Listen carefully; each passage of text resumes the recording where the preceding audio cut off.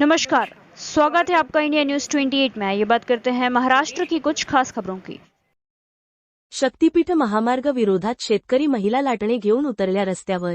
सांगली जिल्हा तालुका खानापूर विटे शहरात मुख्यमंत्र्यांचा महत्वाकांक्षी आणि ड्रीम प्रोजेक्ट म्हणून ओळखल्या जाणाऱ्या शक्तीपीठ महामार्गाविरोधातील जनआक्रोश आता अधिकच तीव्र होताना दिसत आहे। आज विटा शहरात हजारो शेतकरी, माता, भगिनी आणि युवक रस्त्यावर उतरल्याने संपूर्ण शहर आंदोलनमय झाले होते। शक्तीपीठ महामार्ग रद्द करण्याच्या मागणीसाठी निघालेल्या या विराट मोर्चाने प्रशासनाचे लक्ष वेधून घेतले। या आंदोलनाचे विशेष आकर्षण ठरल्या त्या महिला, हातात लाटणे घेऊन मोठ्या संख्येने महिला रस्त्यावर उतरल्याचे चित्र आज विट्यात पाहायला मिळाले। मुख्यमंत्र्यांच्या ड्रीम प्रोजेक्टला विरोध दर्शवत महिलांनी थेट सरकारला इशारा दिला। शक्तीपीठ महामार्ग रद्द करा, शेतकऱ्यांच्या जमिनी वाचवा अशा घोषणांनी संपूर्ण परिसर दणाणून गेला होता। ट्रॅक्टरला तिरंगा ध्वज लावून काढण्यात आलेल्या या मोर्चात हजारोंच्या संख्येने शेतकरी, महिला आणि युवक सहभागी झाले होते। विटा तहसील कार्यालयावर धडकलेले या मोर्चाने शक्तीपीठ महामार्गाविरोधातील जनतेचा संताप पुन्हा एकदा अधोरेखित केला। विशेषतः महिलांचा मोठा सहभाग आणि त्यांच्या हातातील लाटणे हे सरकारच्या धोरणाविरोधातील तीव्र नाराजीचे प्रतीक ठरले। दरम्यान, संघर्ष समितीच्या वतीने कडेगाव येथे उद्या आयोजित करण्यात आलेला मोर्चा स्थगित करण्यात आला आहे। मात्र, आंदोलन मागे घेतलेले नसून शक्तीपीठ महामार्गाविरोधातील लढा अधिक तीव्र करण्याचा निर्धार समितीने व्यक्त केला आहे।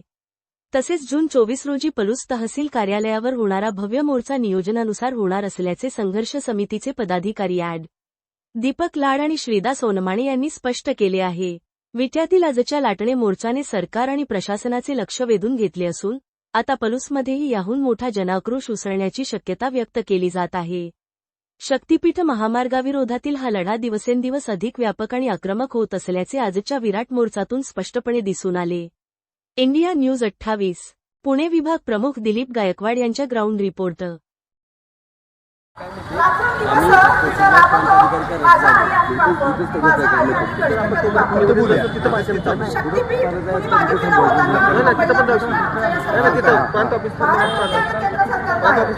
मैदान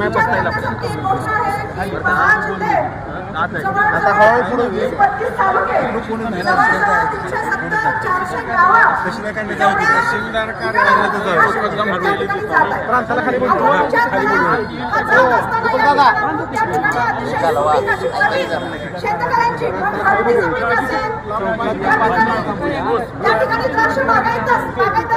ऊस असेल अतिशय सुपीक अशी जमीन त्या ठिकाणी आपली जात आहे।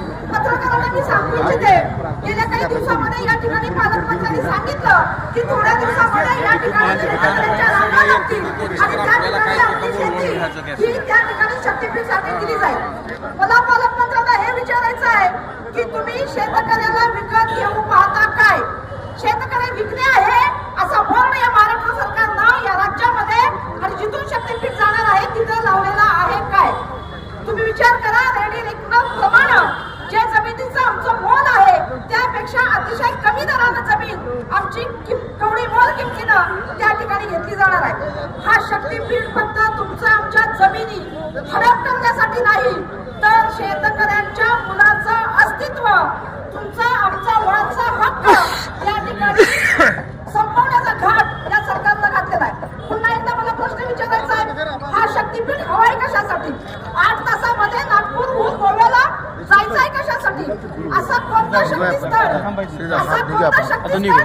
गोव्याला आहे की तुम्हाला 8 तासामध्ये तिथं पोहोचायचं आहे? फक्त या ठिकाणी विचार करा, फक्त सुपीक जमिनी जाणार आहेत असं नाही, नदी असतील, ओढे असतील, कालवे असतील, याला बांध बसणार आहे, शेतीचे आमच्या तुकडे होणार आहेत, गावं आमची विभागली जाणार आहेत आणि पूर्ण परिस्थितीचं गंभीर सावट आज तुमच्या आमच्यावरती त्या ठिकाणी येणार आहे। म्हणून हा शक्तीपीठ आमच्यावरती लादला जातोय। अगोदरच कोट्यावधी रुपयाचं कर्ज राज्य शासनावरती असताना हे कर्ज शक्तीपीठाचं राज्य शासन किंवा केंद्र शासन भरणार नाही आहे, हे आपण त्या ठिकाणी लक्षामध्ये घ्यावं।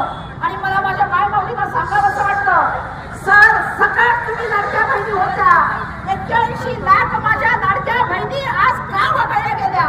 याचं उत्तर आणि याचा जाब या शासनाला विचारायची आज वेळ आलेली आहे। आणि म्हणून मी जाता जाता एवढंच सांगते, पेटलेली क्रांतीची ज्वाला विझवण्यासाठी जेव्हा दाबली जाते तेव्हा ती जास्त झुकाळून वरती येते। आणि म्हणून हा असा जनसमुदाय की बघत असतील, आमच्या गुरवसर असतील, सगळी मंडळी या ठिकाणी असेल, आमच्या महिला असतील, आमच्या महिला त्या ठिकाणी सुवर्णताई, आमच्या सगळ्या ह्या महिला भगिनी माझ्या असतील, प्रतिभा असतील, अलका असतील, सगळ्या माझ्या महिला भगिनीच्या माध्यमातून हे पळपट यांच्या डोक्यावरती ठेवणार आणि लाटणं यांच्या पाठीत घालणार. त्याशिवाय आम्ही या ठिकाणी राहणार नाही आहोत आणि हा लढा असा सुरू राहणार आहे.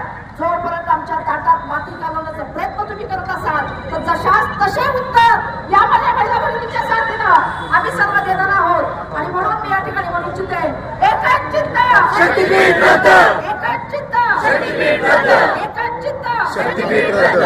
या ठिकाणी आता आपण निघतो.